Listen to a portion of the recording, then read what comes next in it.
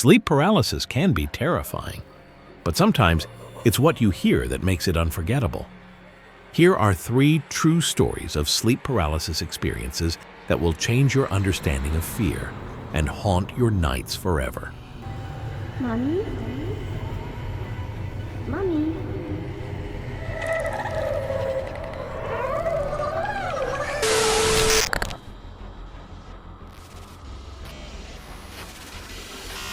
I never believed in evil until that night when something crept onto the foot of my bed. Something I was never meant to see.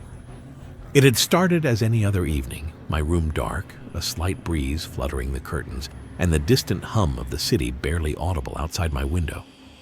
I remember feeling strangely uneasy, the kind of nervous restlessness that refuses to let you sleep but offers no explanation. Still, exhaustion eventually won, and I drifted into a shallow, uncertain sleep. Sometime in the black hours of the morning, I snapped awake. My body was heavy, a numbing weight pinning me to the mattress. Panic whispered in the back of my mind as I realized I couldn't move, couldn't even blink. The silence was oppressive, except for the soft, rhythmic creaking of the wooden frame beneath me. I tried to draw in a full breath, but my chest barely rose. As my eyes adjusted to the near pitch blackness, I saw it, a shadow at the foot of my bed. At first, I tried telling myself it was just a stray pile of clothes, but the shape was wrong.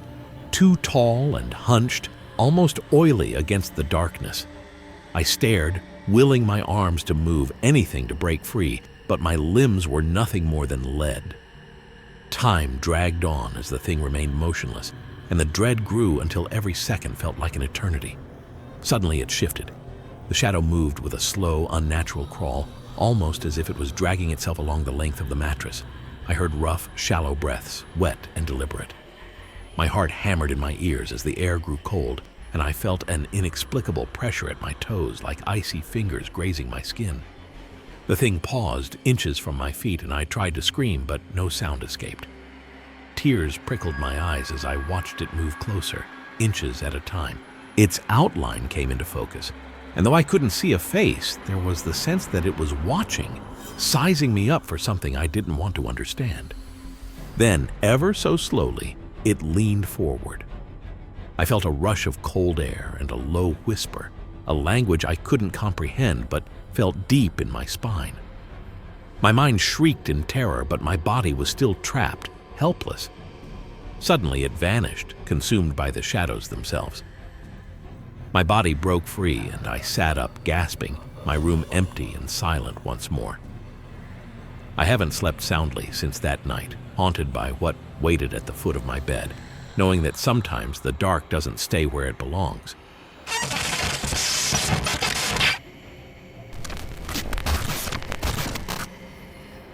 Some nights I'd wake to find my bedroom mirror reflecting things that should never move. The night it smiled back was the last time I slept with the lights off. I always thought sleep paralysis was just a weird sleep disorder, something my anxious brain conjured up after too many sleepless nights scrolling on my phone. But the real fear didn't set in until I realized the thing in my mirror wasn't just a trick of my mind. It was something else entirely. It started on a rainy Thursday. I woke up around 3 a.m., pressed into my mattress like a slab of stone, unable to move a finger. My eyes, dry and stinging, darted around the room. I could see the outline of my dresser, the half-shut closet door, and, directly across from me, the tall, slender mirror that caught the faint blue blink from my phone charger. I noticed my reflection lying there, just like me, slack-limbed and staring, eyes wide with a glassy fear. At first, I thought it was normal, though maybe my face looked a little off. Shadows seemed to shift in strange places. But as I tried with every last ounce of will to move, the thing in the mirror began to change. It blinked even though I hadn't, then turned its head ever so slightly, as if listening for something I couldn't hear. My heart pounded, heat flooding my cheeks and then draining away, leaving me shivering. The reflection sat up, slow and deliberate, while I remained frozen. My own features warping into something unfamiliar, teeth a little too long, eyes glinting not with fear, but with a predator's thrill.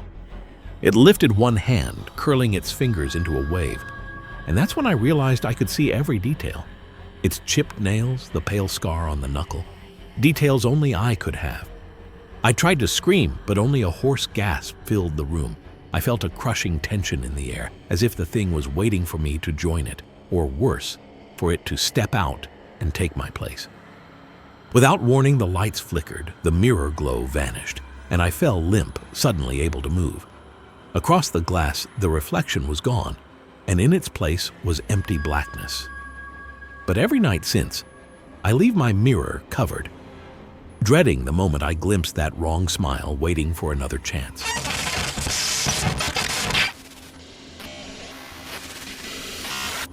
There's nothing more terrifying than hearing your own voice whisper threats in the darkness, especially when you know your lips aren't moving.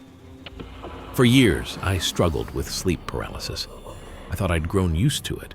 The suffocating stillness, the flickers of shadow at the edge of vision, the insistent weight pressing down on my chest.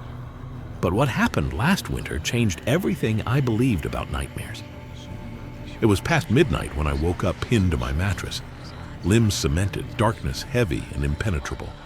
The house was silent, the kind of absolute quiet that makes every stray creak sound sinister. I tried to move, only to realize my body wasn't responding.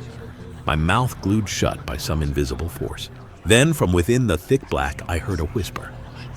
Soft, calm, deliberate. My own voice echoing with a chilling clarity. At first, I thought I was dreaming, hearing the scattered fragments of my last thoughts. But the words grew sharper, the tone colder, too level to be my own inner monologue. "You will not wake up," it hissed. "No one will hear you."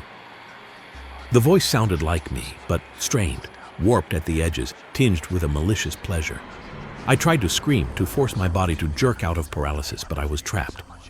The temperature dropped suddenly. I felt the clammy chill of sweat on my forehead, while every other part of me went ice cold. The voice persisted. "Stay still. Something's here with us." The phrase sent shivers through my back, each syllable punctuated by the tick of my alarm clock in the darkness. As minutes dragged by, the voice kept talking. Threats, warnings, and chilling secrets I never wanted to know. It seemed to come from beside my ear, then inside my own head, weaving dread into every syllable. I begged myself to wake up, close my mind, block out the noise. Suddenly, the house groaned. A floorboard creaked. My paralysis lifted, cracking like ice, and I lurched upright, drenched in sweat, desperate to escape the lurking darkness still echoing with my voice. Now, every night, I dread falling asleep. I never know when I'll wake to the sound of myself whispering from the black, promising things I pray will never come true.